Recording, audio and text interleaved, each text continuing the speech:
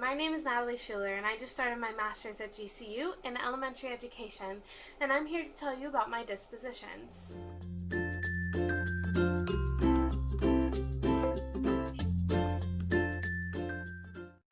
I feel like I hold 8 of the 10 dispositions.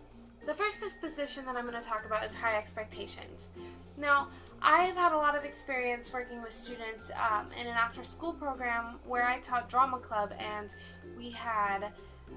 we would put on full-scale productions of musicals, and I had very high expectations when I was working with them there, and I saw over the years the students just blossomed and just improved regularly, and they just did such a fantastic job. And I know from that experience and from other experiences working with children that having high expectations for children is the best thing you can do for them, because they start to have high expectations for themselves and they start to want to be better and want to improve on their own. So I'm a strong advocate for high expectations in the classroom. The next disposition I'm going to talk about is respect for diversity.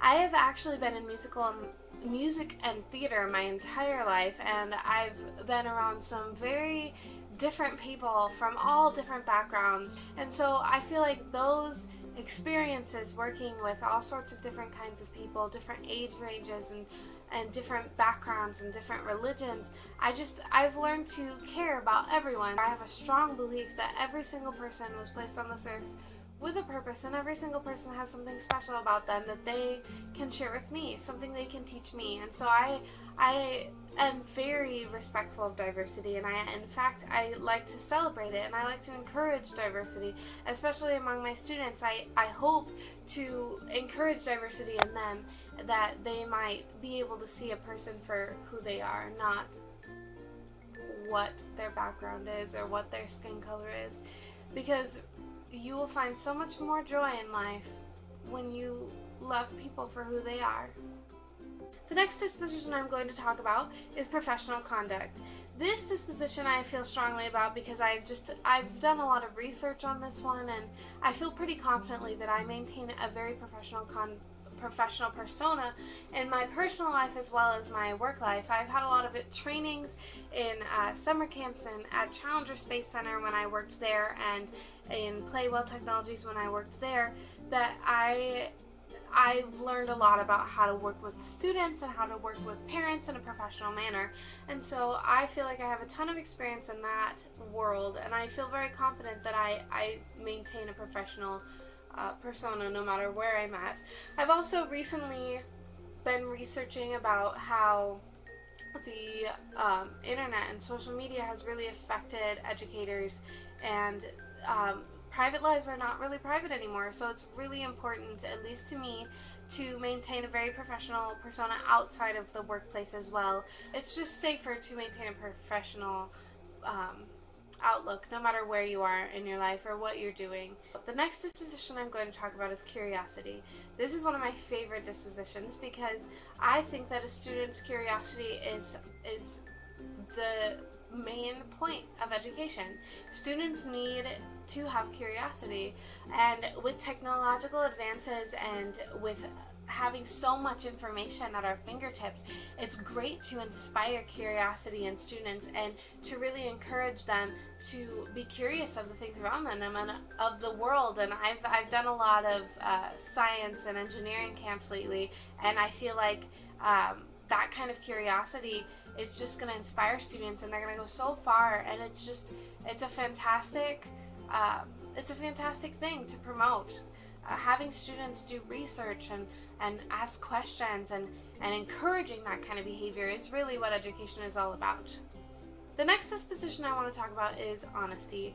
This one comes very easy to me because I feel like I'm a very honest person no matter where I'm at, and I've learned in the last year that honesty really makes life so much easier. Having an honest relationship with your students and with your parents and with your employers and with your colleagues is just going to make your career so much better. I believe that having an honest relationship with all of these different aspects of your career is going to make you more respected as an educator, and people are going to come to you and they're going to want your advice because they know that you're going to be honest with them. So I think it's very important to maintain an honest relationship in all aspects of your life, especially your career.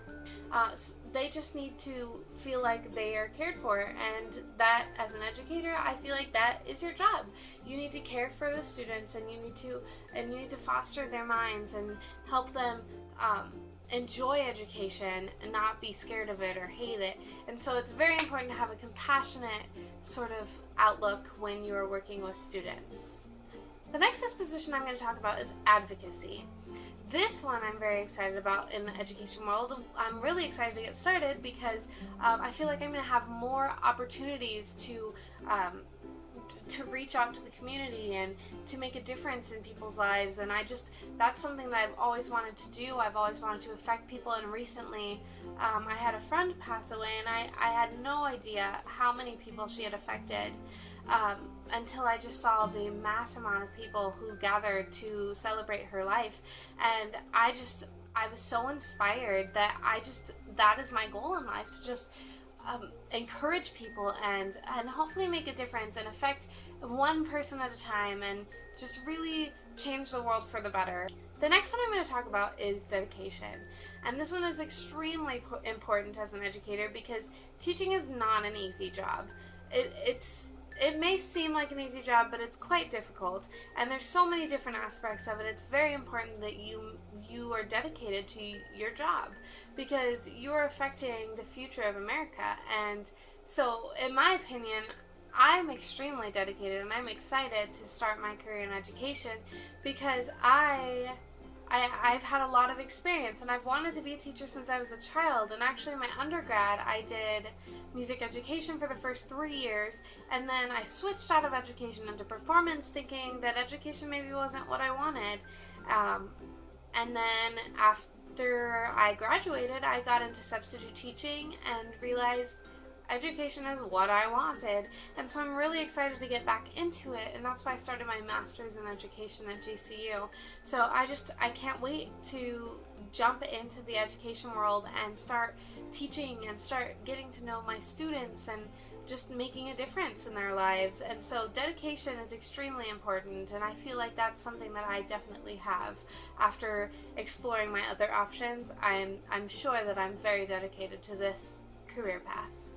The next disposition that I'm going to talk about is compassion. I really like this one because I feel like I'm a very compassionate person. I'm extremely empathetic, and so I feel the emotions of all the people around me, and I can pretty much read the emotions that everybody's at. And I think that it's really important as an educator to be a compassionate person because you are going to be working with students from all different walks of life, and they're going to have struggles, and there are going to be nights where they didn't sleep, or mornings where they didn't have breakfast, or they came to school and got in trouble right before they got there, or they're just going to have a hard day. And it's important to, as an educator, to recognize a hard day rather than a behavior problem, and be able to decipher what is the best method of dealing with students. The next two dispositions I'm going to talk about are fairness and reflection. These two dispositions are the ones that I feel like I need to improve on, mostly because I haven't had a lot of experience in these aspects in the classroom setting. So first I'll start off with fairness. With fairness, I feel like I have great experience with fairness when it comes to classroom management, and I don't think I'll struggle there at all. But when it comes to the actual education and teaching, I think that I'll need some practice with this, but I have no doubt that I'll be perfectly fine. Next, I'm going to talk about reflection. That is the second one that I feel like I need to practice. I haven't had a lot of time to reflect on my teaching because I haven't really taught a lot in the actual classroom setting. I feel like this one won't be difficult for me because I tend to reflect on everything that I do, and naturally it just is what I do with my life. So I feel like I'll probably start reflecting on the way I teach and the way I interact with students pretty quickly.